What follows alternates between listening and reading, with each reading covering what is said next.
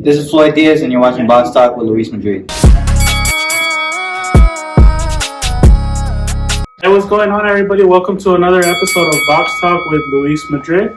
I hope everybody had a good 2020. This is the new year, 2021. We expect to bring you guys a lot of good stuff, and I hope everybody's safe, and hopefully 2021 brings everybody a lot of happiness and blessings. Today we're joined by a very special guest. We're here with Floyd Cashflow Diaz. How you doing today, champ? I'm doing great. How about you, man? Very good. Thank you for sharing, giving us some time today. And I also want to say a big thank you to my friend Chris Bustamante and Zoe Bustamante for letting us use their setup today. Appreciate it. So just to get into it, bro, can you tell us a little bit about maybe just your birthplace, where you were born, and your introduction to boxing? So I was born and raised here in Vegas. I lived a little bit in New York, for like a year or two, but most of my time here it was in Vegas. I got into boxing when I was around pretty much all my life. Like when I was 2, I was already working with my dad. We were just doing jabs, stepping forward and back, just simple stuff.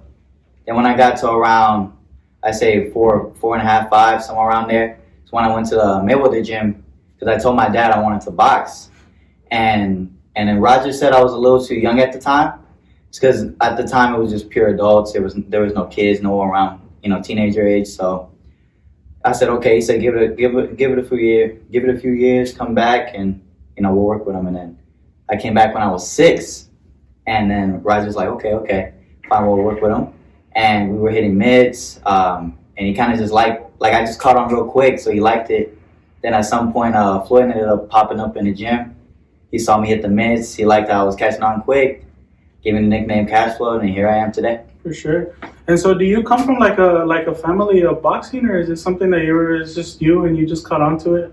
Yeah, no, my family my dad was athletic. He kind of did it all. So, but most of it was just my dad liked watching Floyd. We have cousins also in Peru that do boxing. Yeah. They've been in the Olympic team trying out for that. Oh, okay. So it does kind of run. Yeah, it runs in the blood, For sure. Sounds good. And then, so after that, how long after that did you actually start competing?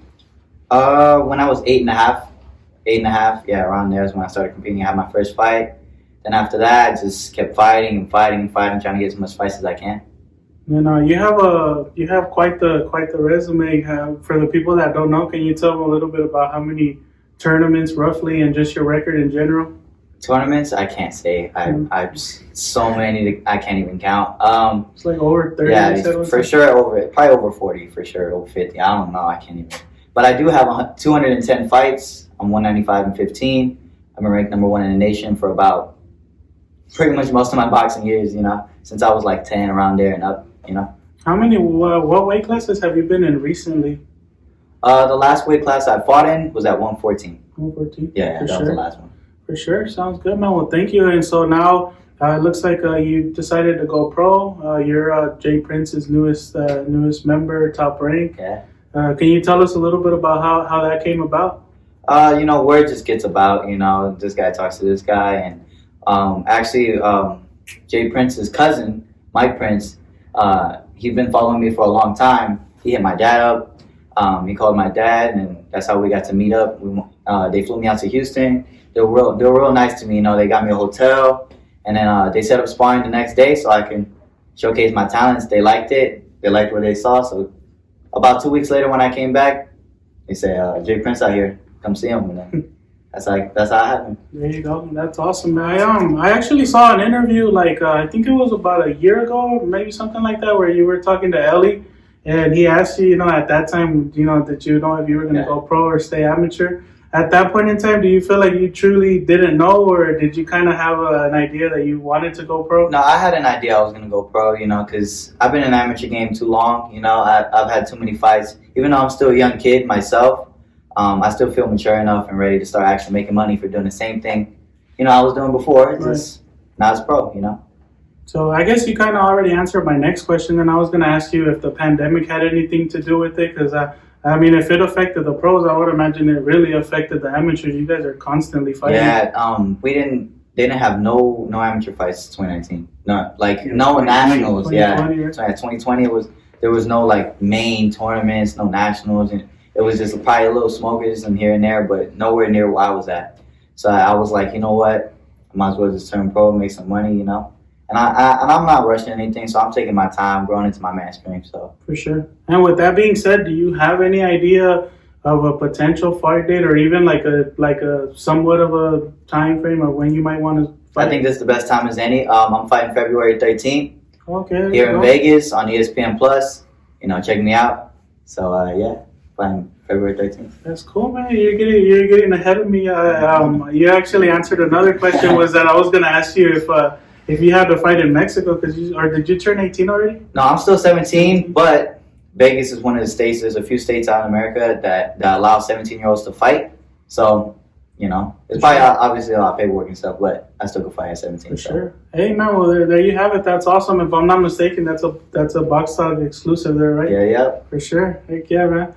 Well, thank you so much for sharing that information, man. I really appreciate it. No problem. What I wanted to ask you too is, you just grew up around greatness, man. You grew up around Floyd. You grew up around Vargas. Those are, two awesome 96 Olympians. What kind of things do you learn growing up around both of those? Man, I learned that, they sacrifice so much, and especially being around Floyd a lot, most of the time.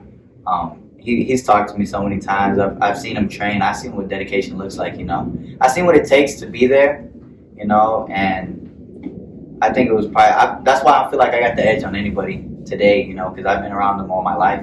That's all I grew up on, so that's why I feel like their greatness kind of going to rub off on me. I'll take a little bit from everybody. Obviously, Vargas was a great boxer as well.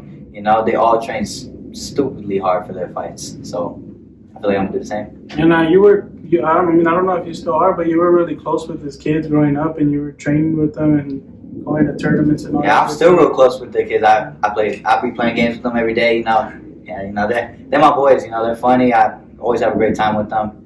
Actually, two of them, Junior and Amalo, their fight coming up soon. Junior already had fought. He's gonna fight again. I think probably around March, whatever. And then Amalo's gonna fight too. So, For sure. Check out them. There you go. Sounds good. So when you visualize your professional career and you just kind of dream about it and visualize it, what do you see yourself accomplishing as a pro? Man, I would think I see myself as a multiple division world champion.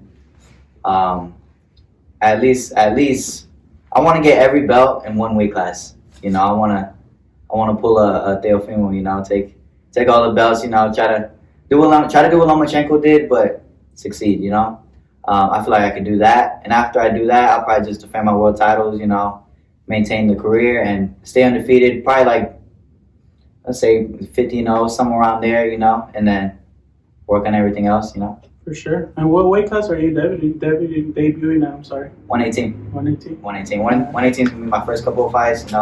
Obviously, like I said, I'm still 17, so I'm gonna see how I feel. How I grow and how my muscles growing. So we'll see. For sure. So as an amateur, that was somebody that you were always around, but now as a pro, it looks like if I'm not mistaken, you've been around like Shakur and people like that. So, I would imagine that's awesome too, and you're learning a lot from people like that too in the pros. Yeah, I've seen, because that's why I say I feel like I got the edge again, because I've seen the old cats of the sport, the legends, the Floyd, them, and then I've seen the young cats of nowadays, the today's fighters, Shakur, all of them, man. I sparred them, and I learned from them too, it's pretty much same thing, train hard, and everybody fights different, you can't try not to copy someone so much, you want to be your own fighter. There you go.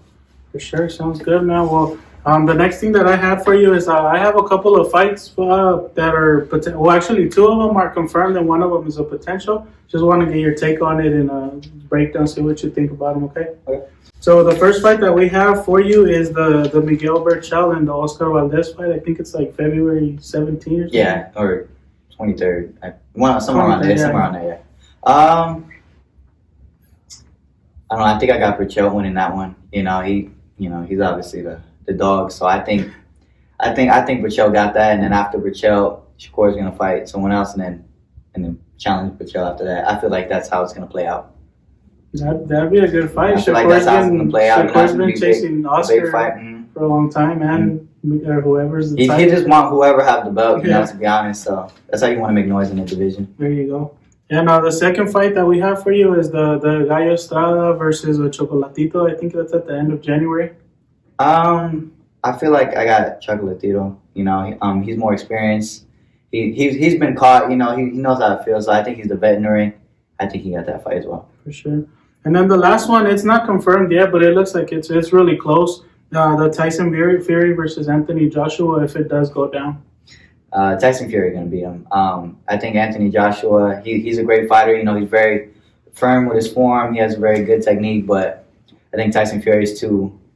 I don't know how to say it. His IQ is crazy. You know, he has a great IQ for how big he is too. You know, he's a big dude and he still could box, move, he could bang, he could do it all. I think I got Tyson Fury winning that one. He's hard to hit for a big guy. For a big guy, he's hard to hit for sure. All right, sounds good, man. And then the last segment that I have is it's called 12 Rounds of Boxing. All it is just 12 fun, random, rapid-fire questions, and we'll finish off with that, okay? All right. For sure. So the first question that I got for you is, I know you're a big sneakerhead, so what's your favorite sneaker of all time? If you have 13s. I have a lot of memories with 13s. When I was in New York, that's pretty much all I rocked, you know, everything. They were all beat up, you know, so I love 13s, man. Does it matter the color? Doesn't matter the color, man. I cop them all. It don't matter. For sure. Question number 2 is, what is your favorite holiday? Christmas. Christmas? You get presents, man. It's fun, you know. Do you ever have I love to give and love to get, you know. Are you ever like in camp or something and you have to sacrifice all that good Christmas? Pretty much every Christmas, you know, we would have the nationals before Christmas, so I'd have to focus on training. Can't eat on Thanksgiving. I gotta focus. I gotta stay with a set mind, you know. I have fun after, you know. And if I'm not mistaken, you're mixed nationality, right? Yeah, I'm half Peruvian, half Mexican. So what's that Peruvian food like? Oh man, you gotta try. I gotta take out some Peruvian food, man. It's fire, you know. Good stuff. It's great food. The holidays too. It's great culture, you know. I think I'm gonna be really good because I'm Peruvian, and you don't see that many Peruvian champions out there, you know. So I think I could really put Peru on the spot. There you go, for sure. The next question number 3 is, what movies have made you cry before? I'm gonna be honest with you, I've never cried over a movie. Damn, you don't got a heart. No, I've never cried over radio or anything like that. I've seen boxes all day. I've seen a couple boxing movies, and I'm like, damn, you know. All right, for sure, man. The next question number 4 is, what is your biggest motivation in life? My biggest motivation is, I don't know, how would I say it? Or I guess I meant to say motivator, like what motivates you? What motivates me? To pretty much provide for my family. I want everybody to have a great life, everybody that surrounds me. You know, I want them to know what a great life feels like. You know, I wanna support my dad, my mom, my brothers, and whatever they want to do, and I want to be able to provide the funds for that. You know, I want to be kind of the end goal is to be a leading philanthropist. You know, to give a lot. You know, and to be a multiple world champion. So I feel like that's mine. You know. Awesome, for sure. Question number 5 is, when it comes to wings, do you prefer flats or drums? That's a good question. I don't even know if you eat wings. Usually, No, that's an intense I debate. say drums.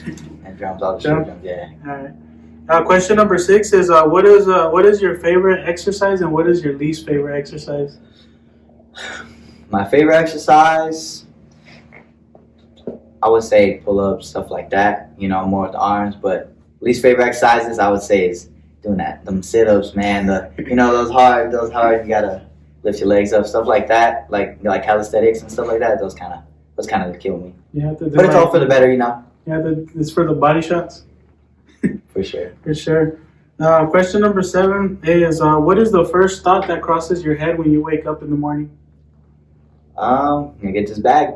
You know, that's kind of the main thing. You know, that's why I put in the time and effort in everything I do. Try to be great at anything I'm in. So it's pretty much just get the bag. You know. For sure. And question number 8 is, what is your biggest pet peeve, if you have one? Biggest pet peeve, I would say really, really like mess up sneakers. I don't know, like seeing someone seeing someone like purposely mess them up, stuff like that, like nice stuff like phones and stuff. Bro, I'm like, damn, bro, people want that. You just destroying it with a hammer or something. That's crazy. That's an interesting one. Yeah. I've heard that before. Question number 9 is, what is your favorite thing to eat after weigh-ins? Oh man, I'm a boxer that eats anything, so I would say French toast because most of the time the weigh-ins are in the morning, so I eat French toast with some bacon, you know, put a whole bunch of syrup on that, and that's it. I'm good. Some little orange juice on the side, I'm good. And the amateur is just crazy because you got to keep making weight, especially if it's like a tournament, right? Every day. With me though, in the amateurs, I always went up in weight. You know, I never really had to lose weight like that. So. Oh, that's cool. Yeah. For sure.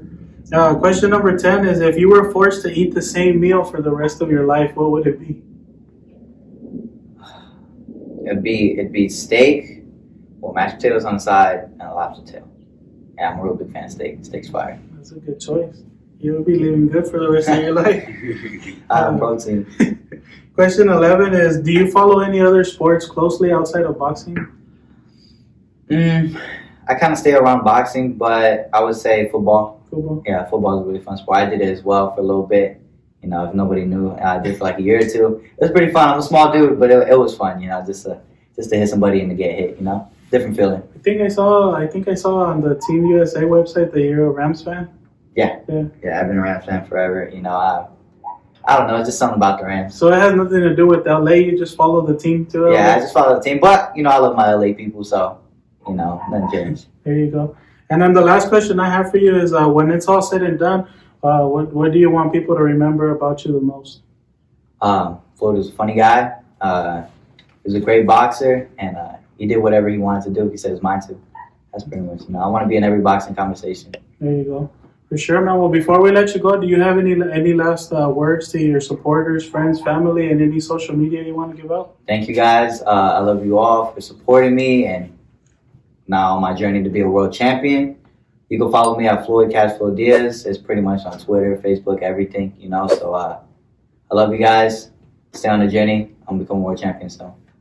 For sure, man. Well, thank you so much for giving us some time today. I appreciate it. Thank you, everybody, for tuning in to another episode of Box Talk with Luis Madrid. Thank you. God bless. Going on, everybody. Thank you for tuning in to another episode of Box Talk with Luis Madrid. Make sure you like, comment, subscribe. Let us know who you would like us to interview next. And stay tuned for the next episode. Thank you very much, and God bless.